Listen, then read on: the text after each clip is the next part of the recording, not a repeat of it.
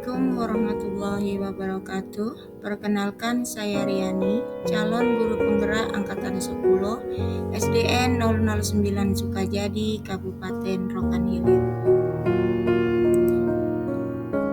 Pada kesempatan ini, saya akan menyampaikan koneksi antar materi modul 3.1 pengambilan keputusan berbasis nilai-nilai kebajikan sebagai pemimpin.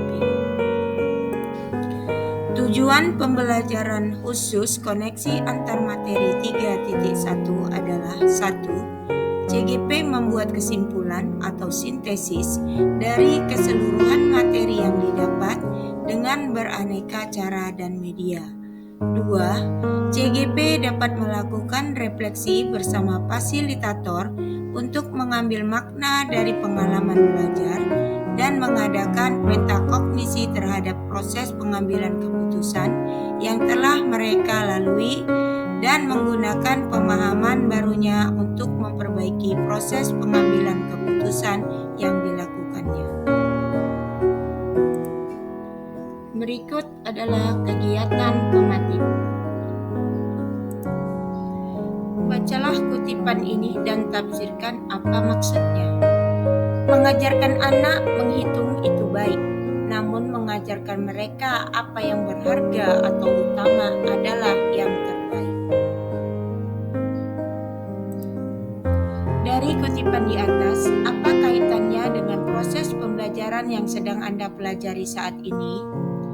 Kaitan antara kutipan tersebut dengan proses pembelajaran yang sedang saya pelajari saat ini adalah sebagai pemimpin pembelajaran, kita harus mengedepankan etika sebagai dasar dalam pengambilan keputusan karena bersumber dari nilai-nilai kebajikan universal.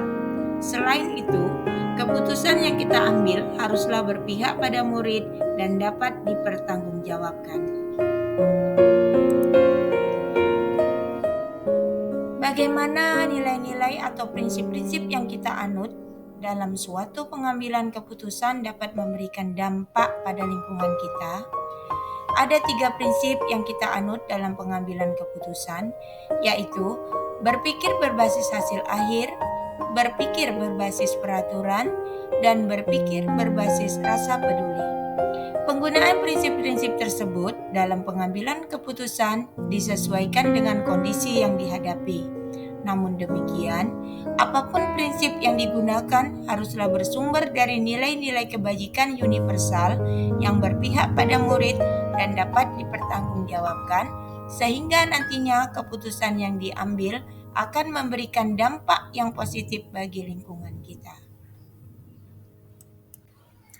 Selanjutnya, bagaimana Anda sebagai seorang pemimpin pembelajaran dapat berkontribusi pada proses pembelajaran murid dalam pengambilan keputusan Anda? Sebagai seorang pemimpin pembelajaran, kita harus peka terhadap permasalahan yang terjadi di sekolah kita dan harus mampu memberikan kontribusi dalam pengambilan keputusan utamanya dalam proses pembelajaran murid. Keputusan yang diambil haruslah sesuai dengan dasar pengambilan keputusan, yaitu berpihak pada murid, bersumber pada nilai kebajikan universal, dan bertanggung jawab. Dengan demikian, secara tidak langsung kita telah memberikan contoh dan teladan kepada murid bagaimana mengambil keputusan yang bijak, arif, dan bertanggung jawab. Menurut Anda, apakah maksud dari kutipan ini jika dihubungkan dengan proses pembelajaran yang telah Anda alami di modul ini? Jelaskan pendapat Anda. Education is the art of making men ethical. Pendidikan adalah sebuah seni untuk membuat manusia menjadi berperilaku etis, sesuai dengan pendapat George Wilhelm Friedrich Hegel. Maksud dari kutipan di atas jika dihubungkan dengan pembelajaran yang telah saya alami pada modul 3.1 adalah mengajarkan kita bagaimana kita menjadikan murid-murid kita menjadi perilaku etis melalui pengambilan keputusan yang bersumber pada nilai kebajikan universal, berpihak pada murid, dan bertanggung jawab.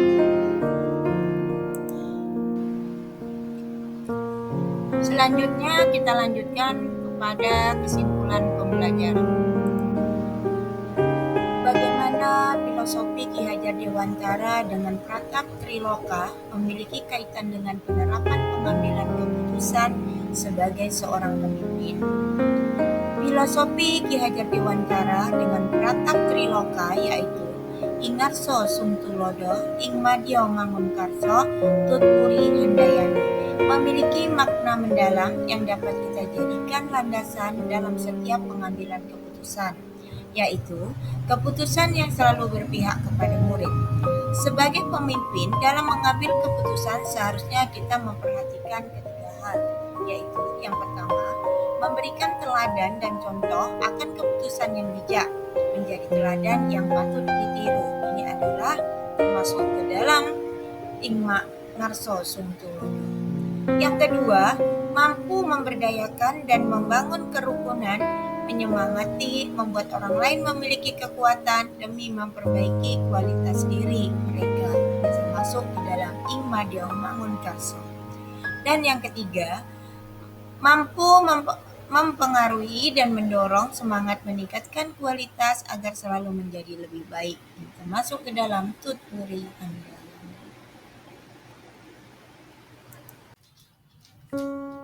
Bagaimana nilai-nilai yang tertanam dalam diri kita berpengaruh kepada prinsip-prinsip yang kita ambil dalam pengambilan suatu keputusan.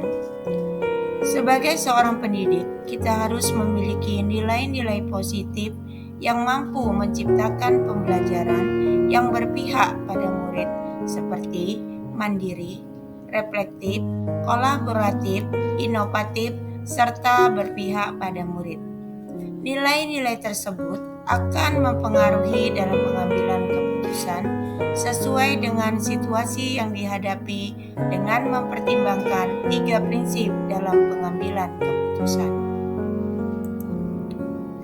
Bagaimana materi pengambilan keputusan berkaitan dengan kegiatan coaching atau bimbingan yang diberikan pendamping atau fasilitator dalam perjalanan proses pembelajaran kita, terutama dalam pengujian pengambilan keputusan yang telah kita ambil.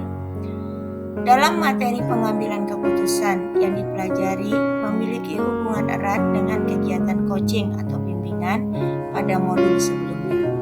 Pada proses coaching, kita membantu coachee dalam menentukan atau mengambil keputusan, sedangkan pada modul ini kita merefleksikan apakah keputusan yang kita ambil dapat dipertanggungjawabkan menjadi suatu solusi ataukah justru akan menimbulkan masalah di kemudian hari. Dalam pembelajaran pengambilan keputusan ini kita diberikan panduan tentang 4 paradigma, 3 prinsip, dan 9 langkah pengujian keputusan yang kita ambil. Bagaimana kemampuan guru dalam mengelola dan menyadari aspek sosial emosionalnya akan berpengaruh terhadap pengambilan suatu keputusan, khususnya masalah dilema etika. Kemampuan guru dalam mengelola dan menyadari aspek sosial emosional sangatlah penting, terutama dalam mengelola kasus dilema etika. Guru yang memiliki kemampuan dalam mengelola dan menyadari aspek sosial emosionalnya akan memiliki kesadaran diri untuk memahami perasaan, emosi, dan nilai diri sendiri. Memiliki manajemen diri sehingga mampu mengelola emosi dan perilaku, memiliki kesadaran sosial sehingga mampu memahami sudut pandang dan dapat berempati dengan orang lain. Memiliki keterampilan berelasi sehingga dapat berkomunikasi dengan lebih efektif dan dapat mengambil keputusan yang bertanggung jawab. Masalah yang terkait dilema etika akan diselesaikan dengan kepala dingin dan hasil yang tenang, sehingga pengambilan keputusan dapat berjalan sesuai dengan langkah yang sistematis.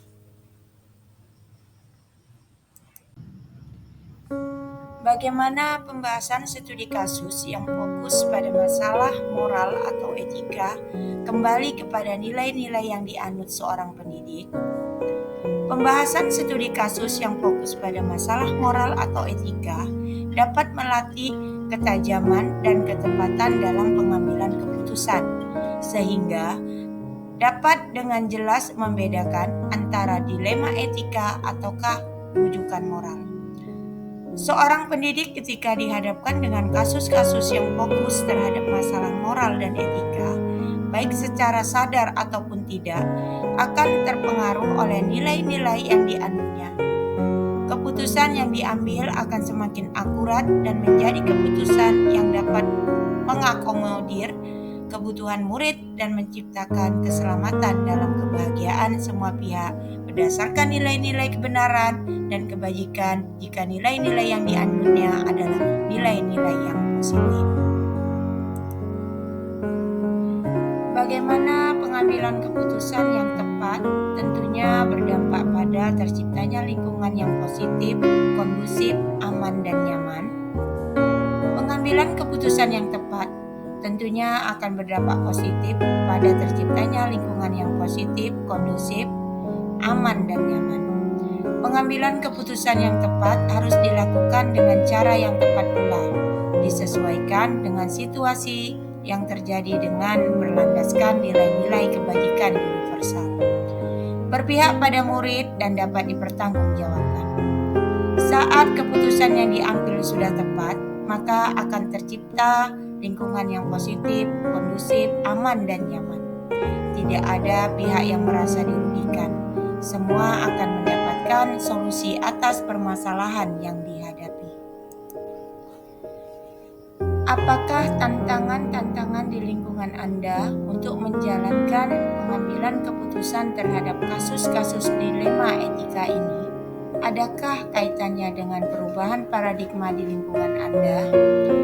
Tantangan yang saya hadapi dalam pengambilan keputusan terhadap kasus-kasus yang sifatnya dilema etika adalah perasaan tidak nyaman yang timbul karena tidak dapat memuaskan semua pihak.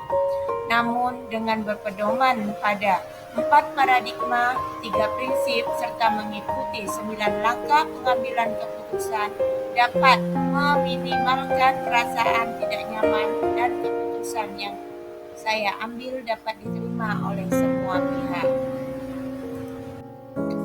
Apakah pengaruh pengambilan keputusan yang kita ambil ini dengan pengajaran yang memerdekakan murid-murid kita? Bagaimana kita memutuskan pembelajaran yang tepat untuk potensi murid kita yang berbeda-beda? Pengaruh pengambilan keputusan yang kita ambil dengan pengajaran memerdekakan murid-murid kita adalah terciptanya merdeka belajar. Keputusan untuk memerdekakan murid merupakan proses untuk memenuhi kebutuhan belajar murid. Untuk memutuskan pemenuhan belajar murid bisa menggunakan pembelajaran berdiferensiasi. Bagaimana seorang pemimpin pembelajaran dalam mengambil keputusan dapat mempengaruhi kehidupan atau masa depan murid-muridnya? Keputusan yang diambil oleh seorang pemimpin pembelajar pasti akan membawa dampak baik jangka panjang maupun jangka pendek bagi murid. Hal yang sudah kita putuskan dan kita lakukan akan terekam menjadi suatu catatan tentang apa dan bagaimana kelak murid-murid berpikir dan bertindak. Gambaran ini menjadikan dasar bahwa pengambilan keputusan oleh seorang pendidik harus tepat, benar, dan bijak melalui analisis dan pengujian yang mendalam atas benar salahnya. Dalam pengambilan keputusan, seorang pemimpin sebaiknya menggunakan 9 langkah pengambilan keputusan dan mengacu pada pembelajaran yang memenuhi potensi murid. Apakah kesimpulan akhir yang dapat Anda tarik dari pembelajaran modul materi ini dan keterkaitannya dengan modul-modul sebelumnya? Kesimpulan yang dapat saya ambil jika mengaitkan dengan materi sebelumnya yaitu pengambilan keputusan sebaiknya mengacu pada 1. Nilai kebajikan universal, 2. Bertanggung jawab, 3. Berpihak pada murid, dan 4. Berpedoman pada filosofi Ki Hajar Dewantara dengan pratap trilokanya yaitu Ingarso Sungtulodo, Ingmadyo Mangunkarso, Tutwuri Handayani. Sejauh mana pemahaman Anda tentang konsep-konsep yang telah Anda pelajari di modul ini, yaitu dilema etika dan bujukan moral, 4 paradigma pengambilan keputusan, 3 prinsip pengambilan keputusan, dan 9 langkah pengambilan dan pengujian keputusan. Adakah hal-hal yang menurut Anda di luar dugaan? Saya cukup memahami materi pada modul ini, sehingga pada saat proses penerapannya sangat membantu dalam menyelesaikan permasalahan yang ada. Hal-hal yang menurut saya di luar dugaan, bahwa ternyata dalam pengambilan keputusan bukan hanya didasarkan pada pemikiran dan pertimbangan semata, namun sangat diperlukan adanya paradigma, prinsip, dan langkah-langkah pengujian pengambilan keputusan agar keputusan yang diambil tepat sasaran dan bermanfaat untuk orang banyak. Sebelum mempelajari modul ini, pernahkah Anda menerapkan pengambilan keputusan sebagai pemimpin dalam situasi moral dilema? Bila mana pernah, apa bedanya dengan apa yang Anda pelajari di modul ini? Sebelum mempelajari modul ini, dalam pengambilan keputusan, saya biasanya memanfaatkan prosedur umum yang berlaku di sekolah, yaitu berkomunikasi dengan pihak terkait seperti guru mata pelajaran, bagian kesiswaan, wakil kepala sekolah, dan kepala sekolah, dengan bahan perbincangan yang mengalir apa adanya. Setelah mempelajari modul ini, saya mencoba menerapkan analisa berdasarkan 4 paradigma, 3 prinsip, dan 9 langkah pengambilan keputusan. Perbedaannya, di antaranya pola ini menjadi penemuan baru yang sangat rinci, hati-hati, dan tidak terburu-buru dalam membuat sebuah keputusan. Selain itu, pihak yang terlibat menjadi merasa dihargai dan bisa memberi kontribusi sesuai tupoksinya masing-masing. Bagaimana dampak mempelajari konsep ini buat Anda? Perubahan apa yang terjadi pada cara Anda dalam mengambil keputusan sebelum dan sesudah mengikuti pembelajaran modul ini? Perubahan terbesar yang saya alami yaitu, pertama, berhati-hati dalam bertindak dan mengambil keputusan. Yang kedua, mempunyai pola yang teratur dalam menganalisa sebuah masalah. Dan yang ketiga, meningkatnya empati pada diri sendiri untuk memahami permasalahan yang terjadi pada orang lain. Seberapa penting mempelajari topik modul ini bagi Anda sebagai seorang individu dan Anda sebagai seorang pemimpin? Sangat penting karena sebagai seorang individu membuat saya berkembang menuju arah yang lebih baik, dan sebagai seorang pemimpin saya harus mampu mengambil sebuah keputusan terbaik dan bertanggung jawab. Demikian yang dapat saya sampaikan. Semoga pemaparan ini dapat menginspirasi. Assalamualaikum warahmatullahi wabarakatuh.